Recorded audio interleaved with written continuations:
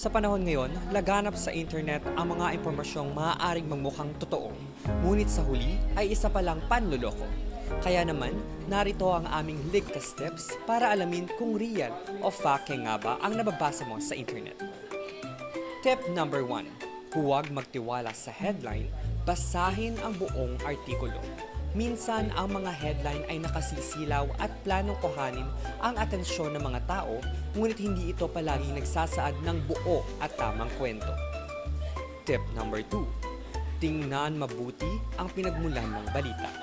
Siguraduhin na ang balita ay galing sa trusted at verified sources. Tip number 3.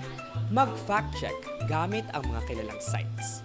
Gamitin ang mga trusted fact-checking sites para tiyakin kung totoo o hindi ang nababasa mo.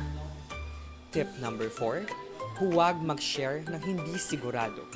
Bago magpakalat ng balita, siguraduhin na ito ay totoo at tama upang maiwasan ang paglaganap ng fake news. Tip number 5. Mag-ingat sa clickbait headlines. Iwasan ang mga sensational headlines na hindi ka panipaniwala dahil minsan ay hindi naman ito tumutugma sa aktual na nilalaman. Ang pagpapakalat ng fake news ay paglabag sa unlawful use of means of publication and unlawful utterances. Sa ilalim ng Article 154 ng Revised Penal Code in relation to Section 4 at Section 6 ng Republic Act No. 10175 o Anti-Cybercrime Law.